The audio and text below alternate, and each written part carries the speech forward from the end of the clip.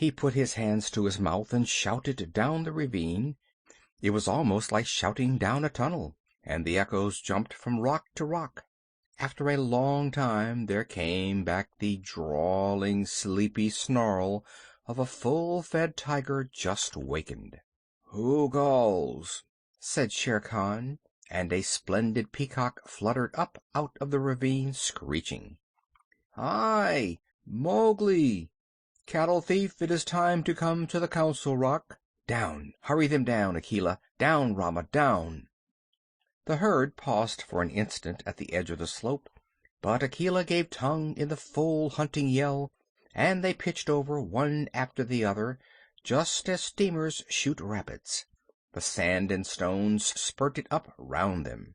Once started, there was no chance of stopping, and before they were fairly in the bed of the ravine, Rama winded Shere Khan and bellowed. "Ha! Ha!" said Mowgli on his back. "Now thou knowest." And the torrent of black horns, foaming muzzles, and staring eyes whirled down the ravine just as boulders go down in flood time, the weaker buffaloes being shouldered out to the sides of the ravine, where they tore through the creepers. They knew what the business was before them, the terrible charge of the buffalo herd, against which no tiger can hope to stand. Shere Khan heard the thunder of their hoofs, picked himself up, and lumbered down the ravine, looking from side to side for some way of escape. But the walls of the ravine were straight up, and he had to hold on, heavy with his dinner and his drink, willing to do anything rather than fight. The herd splashed through the pool he had just left, bellowing till the narrow cut rang. Mowgli heard an answering bellow from the foot of the ravine, saw Shere Khan turn. The tiger knew if the worst came to the worst, it was better to meet the bulls than the cows with their calves. And then Rama tripped, stumbled, and went on over something soft, and with the bulls at his heels crashed full into the other herd, while the weaker buffaloes were lifted clean off their feet by the shock of the meeting. That charge carried both herds out into the plain, goring and stamping and snorting. Mowgli watched his time and slipped off Rama's neck, laying about him right and left with his stick. "Quick, Akela! Break them up! Scatter them, or they will be fighting one another! Drive them away, Akela! Hi, Rama! Hi, hi, hi, my children! Softly now, softly! It is all over!" Akela and Gray Brother ran to and fro, nipping the buffaloes' legs, and though the herd wheeled once to charge up the ravine again, Mowgli managed to turn Rama, and the others followed him to the wallows.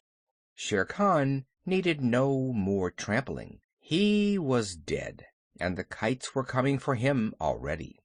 Brothers, that was a dog's death. Feeling for the knife he always carried in a sheath round his neck now that he lived with men, but he would never have shown fight. His hide will look well on the Council Rock. We must get to work swiftly. A boy trained among men would never have dreamed of skinning a 10-foot tiger alone, but Mowgli knew better than anyone else how an animal's skin is fitted on, and how it can be taken off. But it was hard work, and Mowgli slashed and tore and grunted for an hour, while the wolves lolled out their tongues, or came forward and tugged as he ordered them. Presently a hand fell on his shoulder, and looking up he saw Buldeo with the Tower musket. The children had told the village about the buffalo stampede, and Buldeo went out angrily, only too anxious to correct Mowgli for not taking better care of the herd. The wolves dropped out of sight as soon as they saw the man coming. "What is this folly?" said Buldeo angrily. "To think that thou canst skin a tiger! Where did the buffaloes kill him? It is the lame tiger, too, and there is 100 rupees on his head. Well, well, we will overlook thy letting the herd run off, and perhaps I will give thee one of the rupees of the reward when I have taken the skin to Khanhiwara." He fumbled in his waistcloth for flint and steel, and stooped down to singe Shere Khan's whiskers. Most native hunters always singe a tiger's whiskers to prevent his ghost from haunting them. "Humph!" said Mowgli, half to himself as he ripped back the skin of a forepaw. "So thou wilt take the hide to Khanhiwara for the reward, and perhaps give me 1 rupee? Now it is in my mind that I need the skin for my own use. Heh! Old man, take away that fire." "What talk is this to the chief hunter of the village? Thy luck and the stupidity of thy buffaloes have helped thee to this kill. The tiger has just fed, or he would have gone 20 miles by this time. Thou canst not even skin him properly, little beggar brat, and forsooth, I, Buldeo, must be told not to singe his whiskers? Mowgli, I will not give thee 1 anna of the reward, but only a very big beating. Leave the carcass." "By the bull that bought me," said Mowgli, who was trying to get at the shoulder, "must I stay babbling to an old ape all noon? Here, Akela, this man plagues me." Buldeo, who was stooping over Shere Khan's head, found himself sprawling on the grass, with a gray wolf standing over him, while Mowgli went on skinning as though he were alone in all India. "Yes," he said between his teeth, "thou art altogether right, Buldeo. Thou wilt never give me 1 anna of the reward.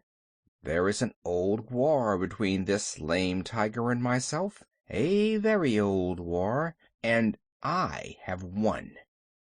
To do Buldeo justice, if he had been 10 years younger, he would have taken his chance with Akela, had he met the wolf in the woods. But a wolf who obeyed the orders of this boy, who had private wars with man-eating tigers, was not a common animal. It was sorcery, magic of the worst kind, thought Buldeo, and he wondered whether the amulet round his neck would protect him. He lay as still, expecting every minute to see Mowgli turn into a tiger too. "Maharaja, great king," he said at last in a husky whisper. "Yes," said Mowgli, without turning his head, chuckling a little. "I am an old man. I did not know that thou wast anything more than a herdsboy. May I rise up and go away, or wilt thy servant tear me to pieces?" "Go, and peace go with thee. Only another time do not meddle with my game. Let him go, Akela." Buldeo hobbled away to the village as fast as he could, looking back over his shoulder in case Mowgli should change into something terrible. When he got to the village he told a tale of magic and enchantment and sorcery that made the priest look very grave.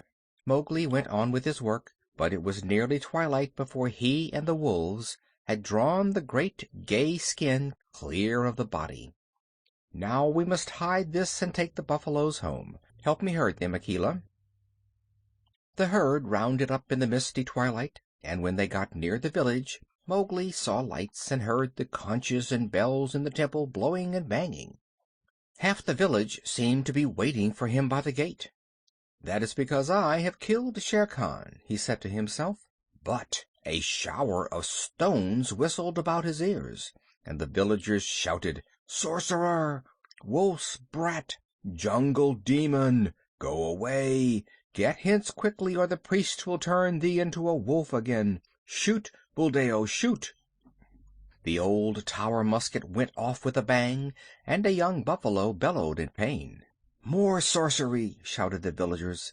"He can turn bullets! Buldeo, that was thy buffalo." "Now what is this?" said Mowgli, bewildered, as the stones flew thicker. "They are not unlike the Pack, these brothers of thine," said Akela, sitting down composedly. "It is in my head that, if bullets mean anything, they would cast thee out." "Wolf! Wolf's cub! Go away!" shouted the priest, waving a sprig of the sacred tulsi plant. "Again? Last time it was because I was a man. This time it is because I am a wolf. Let us go, Akela." A woman, it was Messua, ran across to the herd and cried, "Oh, my son, my son! They say thou art a sorcerer who can turn himself into a beast at will. I do not believe, but go away or they will kill thee. Buldeo says thou art a wizard, but I know that thou hast avenged Nathu's death." "Come back, Messua!" shouted the crowd. "Come back, or we will stone thee."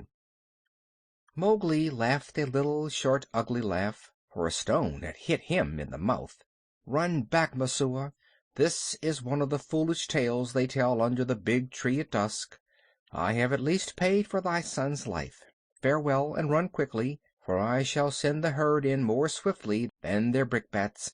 I am no wizard, Messua. Farewell." "Now once more, Akela," he cried. "Bring the herd in." The buffaloes were anxious enough to get to the village. They hardly needed Akela's yell, but charged through the gate like a whirlwind, scattering the crowd right and left. "Keep count!" shouted Mowgli scornfully. "It may be that I have stolen one of them. Keep count, for I will do your herding no more. Fare you well, children of men, and thank Messua that I do not come in with my wolves and hunt you up and down your street."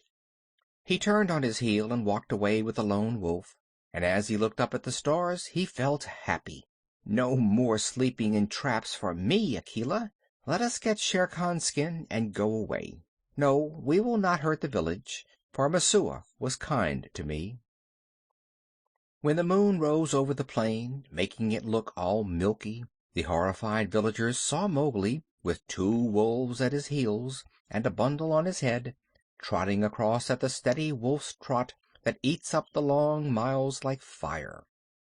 Then they banged the temple bells and blew the conches louder than ever, and Messua cried, and Buldeo embroidered the story of his adventures in the jungle, till he ended by saying that Akela stood up on his hind legs and talked like a man.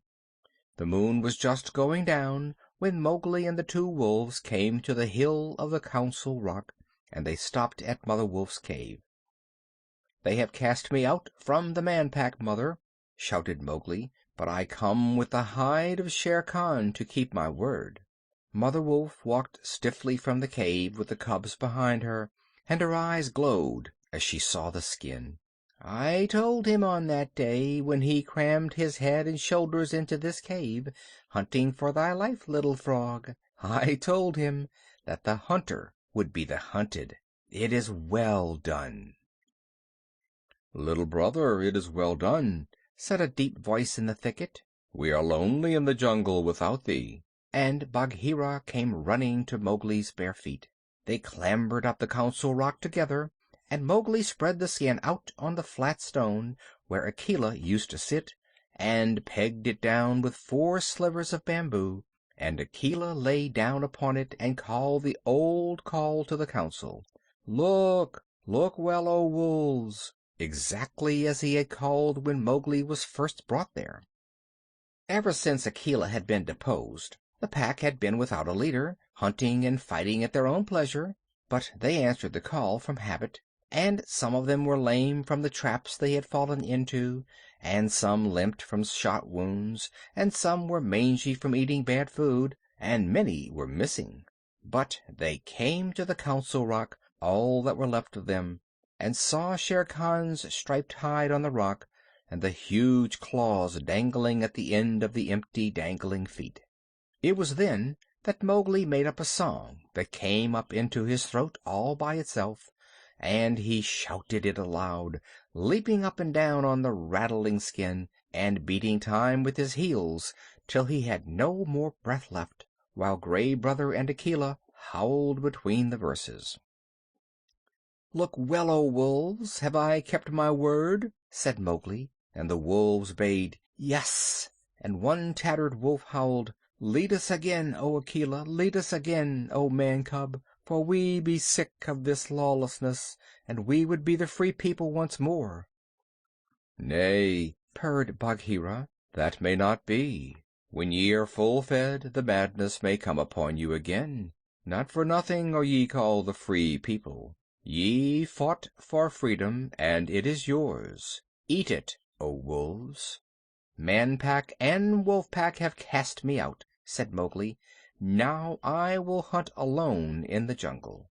"And we will hunt with thee," said the 4 cubs. So Mowgli went away and hunted with the 4 cubs in the jungle from that day on, but he was not always alone, because years afterward he became a man and married, but that is a story for grown-ups. Mowgli's Song, that that he sang at the Council Rock when he danced on Shere Khan's hide.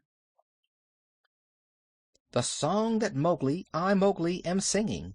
Let the jungle listen to the things I have done. Shere Khan said he would kill, would kill.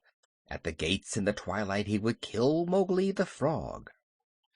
He ate and he drank. Drink deep, Shere Khan, for when wilt thou drink again? Sleep and dream of the kill. I am alone on the grazing grounds. Gray Brother, come to me, Lone Wolf, for there is big game afoot. Bring up the great bull buffaloes, the blue-skinned herd bulls with the angry eyes. Drive them to and fro as I order. Sleepest thou still, Shere Khan? Wake, awake! Here come I, and the bulls are behind. Rama, the king of the buffaloes, stamped with his foot. Waters of the Waingunga, whither went Shere Khan? He is not Ikki to dig holes, nor Mao the peacock that he should fly. He is not Mang the bat to hang in the branches. Little bamboos that creak together, tell me where he ran. Oh, he is there! Ahoo, he is there! Under the feet of Rama lies the lame one. Up, Shere Khan! Up and kill! Here is meat! Break the necks of the bulls! Hush, he is asleep. We will not wake him, for his strength is very great. The kites have come down to see it. The black ants have come up to know it. There is a great assembly in his honor. Ah la la, I have no cloth to wrap me. The kites will see that I am naked. I am ashamed to meet all these people. Lend me thy coat, Shere Khan. Lend me the gay striped coat, that I may go to the Council Rock. By the bull that bought me, I made a promise, a little promise. Only thy coat is lacking before I keep my word. With the knife that men use, with the knife of the hunter, I will stoop down for my gift. Waters of the Waingunga, Shere Khan gives me his coat for the love that he bears me. Pull, Gray Brother, pull, Akela, heavy is the hide of Shere Khan. The Man Pack are angry, they throw stones and talk child's talk. My mouth is bleeding, let me run away. Through the night, through the hot night, run swiftly with me, my brothers. We will leave the lights of the village and go to the low moon. Waters of the Waingunga, the Man Pack have cast me out. I did them no harm, but they were afraid of me. Why? Wolf Pack, ye have cast me out too. The jungle is shut to me, and the village gates are shut. Why? As Mang flies between the beasts and birds, so fly I between the village and the jungle. Why? I dance on the hide of Shere Khan, but my heart is very heavy. My mouth is cut and wounded with the stones from the village, but my heart is very light, because I have come back to the jungle. Why? These two things fight together in me as the snakes fight in the spring. The water comes out of my eyes, yet I laugh while it falls. Why? I am two Mowglis, but the hide of Shere Khan is under my feet. All the jungle knows that I have killed Shere Khan. Look, look well, O wolves. Aye, my heart is heavy with the things that I do not understand.